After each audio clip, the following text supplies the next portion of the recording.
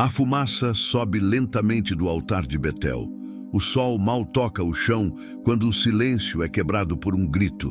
Entre a multidão, o rei Jeroboão, envolto em mantos reais, aponta com fúria para um homem solitário diante do altar. Ele ordena que o prendam. Mas antes que qualquer soldado se mova, algo inacreditável acontece. Sua mão estendida começa a secar, apodrecer e paralisar diante de todos. O horror toma conta da cena. O rei, que poucos segundos antes parecia invencível, agora está curvado em dor, impotente, com o braço enrijecido como madeira seca. A multidão recua. Ninguém ousa dizer uma palavra. E o homem que estava prestes a ser preso agora se torna o único capaz de clamar por misericórdia. Neste vídeo, você vai descobrir a chocante história por trás desse milagre sombrio.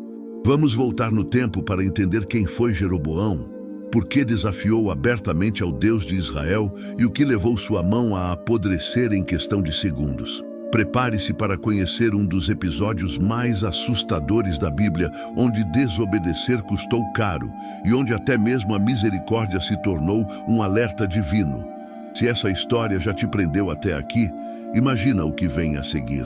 Se inscreve no canal, deixa o like e vamos juntos desvendar esse episódio que fez até a mão de um rei apodrecer. Para entender o que levou Jeroboão a desafiar Deus e sofrer um castigo tão imediato, precisamos voltar algumas páginas da história bíblica, até os dias turbulentos que se seguiram à morte do rei Salomão. Após décadas de glória, sabedoria e riquezas, o reino de Israel estava prestes a se dividir. Roboão, filho de Salomão, assume o trono, mas seu governo começa com decisões impopulares. Em vez de ouvir os conselhos dos anciãos, ele opta por seguir os jovens de sua corte, aumentando os tributos e o peso sobre o povo. Isso gera uma ruptura imediata. As 10 tribos do norte rejeitam sua autoridade e proclamam Jeroboão como rei. Surge então o Reino do Norte, Israel, com capital em Samaria, separado do Reino do Sul, Judá, onde Jerusalém ainda era o centro religioso. Jeroboão, recém-coroado, enfrenta um dilema. O templo, coração da fé israelita, ainda está em Jerusalém, território de seu rival. Ele teme que, se o povo continuar subindo até lá para adorar, acabará se voltando novamente para Roboão. É aí que nasce a tragédia espiritual. Movido por medo e cálculo político, Jeroboão toma a decisão mais desastrosa de sua vida. Ele cria um sistema religioso alternativo. Estabelece 2 novos centros de adoração, um em Dan e outro em Betel. E ali coloca bezerros de ouro, repetindo o pecado do deserto. Para completar, ele inventa um novo calendário religioso e institui sacerdotes que não eram levitas, quebrando completamente as instruções de Deus. O que começa como uma estratégia para manter o controle político, rapidamente se transforma numa afronta direta ao Senhor. Jeroboão não apenas desvia o povo, ele o guia para longe da aliança, da adoração verdadeira e da presença divina. O altar em Betel, que deveria representar a adoração, se torna símbolo de rebelião. É nesse cenário de divisão, idolatria e desobediência que surge um profeta desconhecido enviado por Deus para confrontar o altar e o próprio rei. E já que a história de hoje atravessa reinos e cidades antigas, me conta aí nos comentários, de qual cidade você está assistindo esse vídeo agora? Vamos ver até onde essa mensagem vai chegar.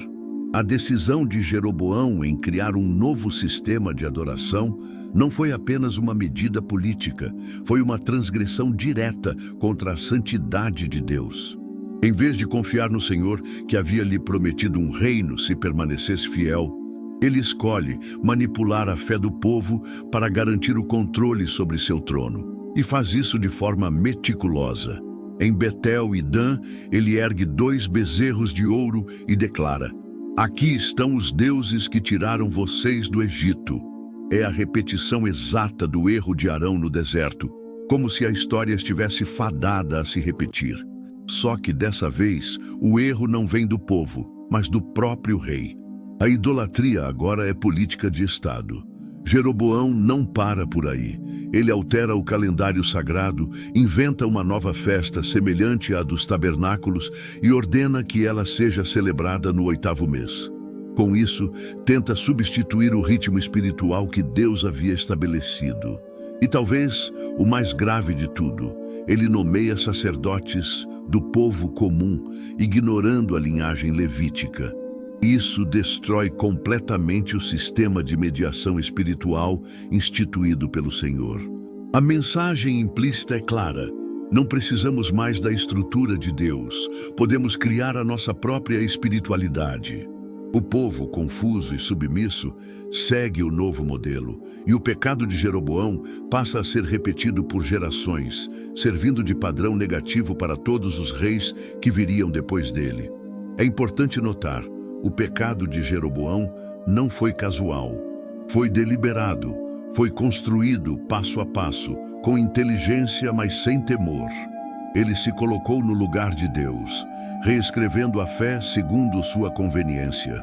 E é nesse cenário carregado de idolatria e orgulho que algo inesperado acontece.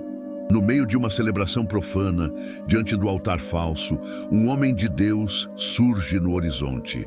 Ele não carrega espada, não tem soldados, mas traz uma palavra que vai rachar pedras e secar ossos. O povo se reúne em Betel para mais uma das festas inventadas por Jeroboão. O altar está aceso, os cânticos ecoam e os sacerdotes que não foram chamados por Deus se preparam para oferecer incenso. Tudo parece sob controle, até que um estranho interrompe o cenário. Ele vem de Judá, enviado por Deus. Seu nome não é revelado. Ele não tem título, não traz armas, não pertence a nenhuma linhagem sacerdotal. É apenas chamado de um homem de Deus. E ele está ali com um único objetivo: confrontar o engano em nome do Senhor. Sem pedir permissão, o profeta se posiciona diante do altar profano e declara com voz firme: Altar, altar! Assim diz o Senhor: eis que um filho nascerá à casa de Davi, Josias será o seu nome. Ele sacrificará sobre ti os sacerdotes dos altos que queimam incenso sobre ti, e ossos humanos serão queimados sobre ti. A profecia atravessa o tempo, anunciando um juízo que só se cumprirá séculos depois. Mas para provar que suas palavras não são vazias, o profeta anuncia um sinal imediato: aquele altar se partirá e a cinza que está sobre ele será derramada. O povo, atônito, observa. Jeroboão, no trono improvisado, se levanta em fúria. Ele aponta para o homem de Deus e grita: prendam-no! Mas nesse instante, algo ainda mais impressionante acontece e marca para sempre a memória de todos os presentes. A profecia que parecia distante começa a se cumprir diante dos olhos de todos. O altar começa a rachar, o fogo se desfaz, as cinzas caem, e antes que qualquer guarda consiga se mover, o próprio rei é atingido. A atmosfera muda. O silêncio volta a dominar o lugar, mas agora é um silêncio carregado de temor. O altar foi confrontado. O rei foi desafiado, e aquele que parecia um simples estranho agora é reconhecido como mensageiro de um Deus que não se cala diante da idolatria. Mas o que acontece com a mão do rei vai além de qualquer milagre ou praga já registrada. Algo que desafia a natureza e expõe o juízo de Deus diante de todos. A cena que se desenha em Betel parece saída de um pesadelo profético. No exato momento em que Jeroboão aponta sua mão contra o homem de Deus, ordenando sua prisão, algo sobrenatural acontece. Seu braço fica paralisado no ar. Ele não consegue movê-lo, não consegue puxá-lo de volta. Os olhos do povo se arregalam. O gesto autoritário se transforma em símbolo de impotência. E então, diante de todos, a mão do rei começa a mudar. A pele escurece, os músculos retraem, os dedos enrugam como madeira seca ao sol. Não há sangramento, mas há apodrecimento. É como se a mão estivesse morrendo enquanto o restante do corpo permanece vivo. O horror é instantâneo. O rei que poucos segundos antes parecia todo-poderoso, agora está gritando de dor, segurando um braço que já não lhe pertence. Os guardas se entreolham, sem saber o que fazer. Os sacerdotes recuam. E o povo, que estava ali para adorar num altar falso, se cala em absoluto terror. Ninguém mais ousa questionar a autoridade do estranho profeta. O altar rachado já foi um sinal claro. Mas agora, o castigo físico sobre Jeroboão é uma assinatura divina. Deus não foi apenas ofendido, ele está presente. A mão do rei simboliza sua autoridade, sua força, sua capacidade de liderar e comandar. E é justamente essa parte que Deus escolhe para atingir. Não há exércitos inimigos, não há conspiração política, há apenas um juízo que vem direto do céu. E isso torna tudo ainda mais assustador.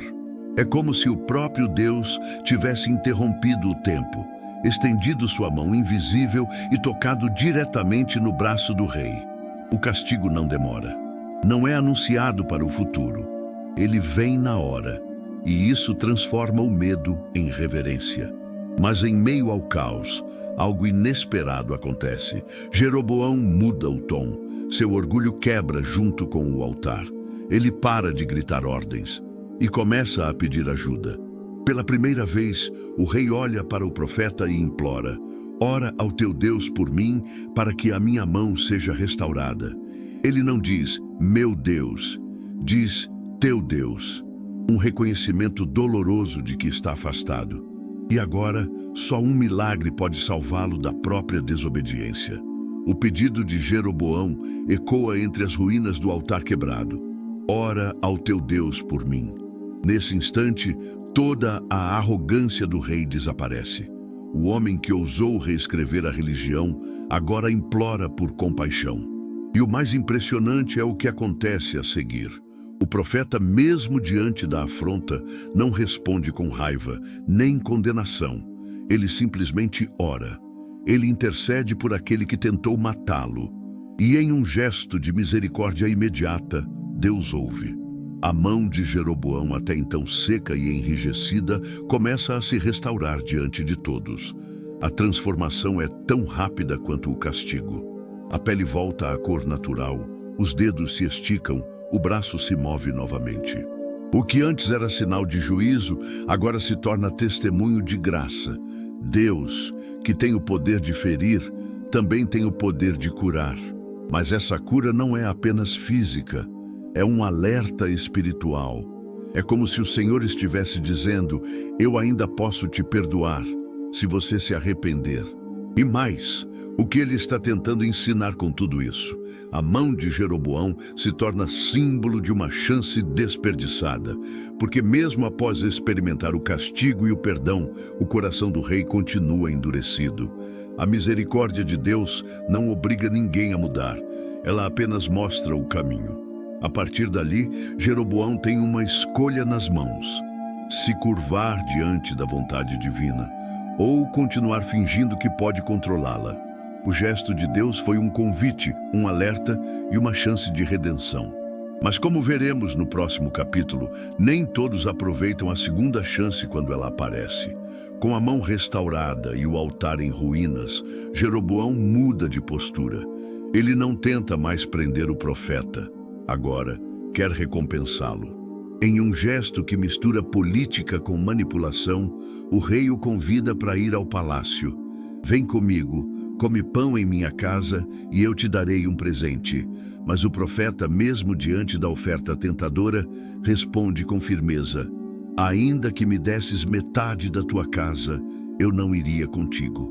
Não comerei pão, nem beberei água neste lugar. Ele recusa não apenas a comida, mas o sistema inteiro que Jeroboão representa. Sua missão não é ser agradado, é ser fiel. Esse momento é decisivo. O profeta não está apenas rejeitando um banquete, está reafirmando sua separação completa da corrupção espiritual de Betel. Ele entende que aceitar a oferta do rei seria como validar o altar profano, como se tudo estivesse resolvido com uma refeição e um presente. Mas o chamado de Deus não é negociável. O homem de Deus recebeu instruções claras: não comer, não beber, não voltar pelo mesmo caminho. E ele obedece com exatidão. A resposta do profeta ecoa como um protesto silencioso. Ele está dizendo com sua atitude que nem a cura, nem a boa vontade aparente do rei são suficientes para apagar o pecado. Não basta um gesto de hospitalidade para cobrir anos de idolatria. A aliança com Deus não pode ser comprada com um banquete. Esse trecho da história revela algo profundo. O verdadeiro servo de Deus não se vende. Ele não se deixa seduzir por elogios, recompensas ou status. A integridade do profeta neste momento brilha mais forte do que qualquer milagre. Ele foi enviado para confrontar, não para negociar, e por isso decide partir. Mas a jornada ainda não acabou. O que acontece no caminho de volta mostra que até os homens mais fiéis estão sujeitos ao erro, se desviarem das instruções divinas. O profeta segue viagem, firme em sua missão, recusando qualquer contato com aquele lugar profano. Mas o que ele não esperava era ser surpreendido por outro tipo de teste. Um engano vindo não de um rei ímpio, mas de um homem que também se dizia servo de Deus. Um velho profeta que morava em Betel ouve falar do que havia acontecido e imediatamente manda seus filhos selarem o jumento. Ele vai atrás do profeta de Judá e o encontra descansando sob uma árvore, talvez cansado da missão e vulnerável após o confronto intenso. É aí que começa a armadilha. O velho homem o aborda com palavras suaves. Também sou profeta como tu, e um anjo me falou pela palavra do Senhor, dizendo: faze-o voltar contigo para tua casa, para que coma pão e beba água. Só que tudo era mentira. A Bíblia deixa claro: o velho profeta estava mentindo. Não houve anjo, não houve nova ordem divina. Era apenas um teste. E o homem de Deus que resistir ao rei, à idolatria, à tentação da recompensa, acaba cedendo à palavra de outro profeta. Aqui está um dos momentos mais inquietantes de toda a narrativa. O profeta não caiu por ganância, nem por medo. Ele caiu por confiar em alguém que usava o nome de Deus de forma mentirosa. E isso levanta uma verdade profunda. Nem todo aquele que diz falar em nome do Senhor realmente fala. Às vezes, o engano vem disfarçado de piedade, de amizade, de familiaridade espiritual. E nesse caso, a obediência à instrução anterior de Deus foi quebrada. Ele retorna com o velho profeta, senta-se à mesa, come e bebe, exatamente o que o Senhor havia proibido. E no meio da refeição, a revelação vem. O mesmo homem que havia mentido agora recebe uma palavra real de Deus e a transmite com peso. Porque foste rebelde à ordem do Senhor, teu corpo não será sepultado no sepulcro de teus pais. A sentença está lançada. O que parecia um simples almoço se transforma em juízo. A quebra da obediência, mesmo depois de cumprir uma missão grandiosa, tem um preço alto. E o que acontece a seguir sela o destino daquele profeta fiel, que caiu por um detalhe. A refeição termina, e o clima é completamente outro. O velho profeta, agora tomado por uma verdadeira palavra do Senhor, ajuda o homem de Deus a preparar o jumento. Eles não dizem muito. O silêncio pesa. Ambos sabem que a sentença foi decretada. O homem de Deus parte, sabendo que a estrada à sua frente não levará ao descanso, mas ao juízo. Ele cavalga sozinho, mas não está sem testemunhas. O céu assiste, e a justiça de Deus está prestes a se manifestar de maneira definitiva. No caminho, um leão surge do nada, mas esse não é um ataque comum. O animal não devora o jumento, nem se afasta após matar. Ele simplesmente cumpre o papel determinado por Deus. Tira a vida do profeta e permanece ali, parado, vigiando o corpo caído e o jumento ao lado. A cena é tão estranha que rapidamente se espalha pelas redondezas. Um leão que não come sua presa? Um animal selvagem que não ataca outros? Aquilo não é um acidente, é um sinal. É Deus falando de novo, dessa vez sem palavras. A notícia chega à cidade e o velho profeta escuta com pesar. Ele mesmo vai até o local, encontra o corpo ainda intacto, caído entre o leão e o jumento. Com lágrimas nos olhos, ele recolhe o cadáver e o sepulta em seu próprio túmulo, chorando não apenas pela morte do homem, mas pelo erro que ele mesmo causou. E nesse ato final, vemos algo poderoso. Até os mensageiros de Deus, por mais ungidos que sejam, não estão imunes às consequências da desobediência. Não é o sucesso do ministério que garante proteção, mas a fidelidade constante à voz do Senhor. O julgamento do profeta nos ensina que a fidelidade parcial não é suficiente, que a obediência não pode ser negociada nem reinterpretada, e que, muitas vezes, o maior teste vem depois da vitória, quando tudo parece resolvido e a vigilância espiritual começa a relaxar. O homem que ousou enfrentar um rei, que viu um altar rachar e uma mão apodrecer, morreu não por covardia, mas por baixar a guarda diante de uma voz mentirosa. E sua história ecoa como um lembrete eterno. A palavra de Deus nunca muda, mesmo quando vem outra voz dizendo o contrário. A morte do profeta deveria ter sido um alerta final para Jeroboão, um sinal incontestável de que brincar com a santidade de Deus traz consequências reais. Mas, incrivelmente, o rei não se curva. Mesmo após ver o altar rachado, sua mão secar e ser restaurada, mesmo depois de ouvir a profecia e testemunhar a morte trágica de um homem de Deus, Jeroboão escolhe o caminho da teimosia. A Bíblia é direta. Depois dessas coisas, Jeroboão não se converteu do seu mau caminho. Pelo contrário, ele continua nomeando sacerdotes que não eram levitas, mantém os altares idólatras e reforça um sistema religioso baseado em conveniência, não em obediência. Esse comportamento revela algo profundo sobre o coração humano. Nem sempre os milagres transformam. Nem todo sinal de Deus produz arrependimento. O problema de Jeroboão não era falta de evidência, era dureza de coração. Ele viu o poder de Deus com os próprios olhos, mas decidiu ignorar. E por isso, a sentença que havia sido apenas anunciada, agora começa a se cumprir. Deus declara que a casa de Jeroboão será cortada, que nenhum de seus descendentes permanecerá no trono. A dinastia construída à força, sustentada por altares falsos e promessas vazias, começa a ruir. Jeroboão não morre imediatamente, mas ele vive o suficiente para assistir ao início da destruição de tudo o que construiu. Seu filho adoece. O profeta Aías, aquele mesmo que antes havia profetizado seu reinado, agora traz a sentença final. O menino morrerá, e nenhum outro da sua linhagem será sepultado com honra.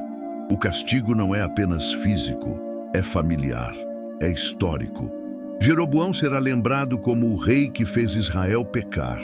Seu legado será idolatria e seu nome sinônimo de rebelião espiritual.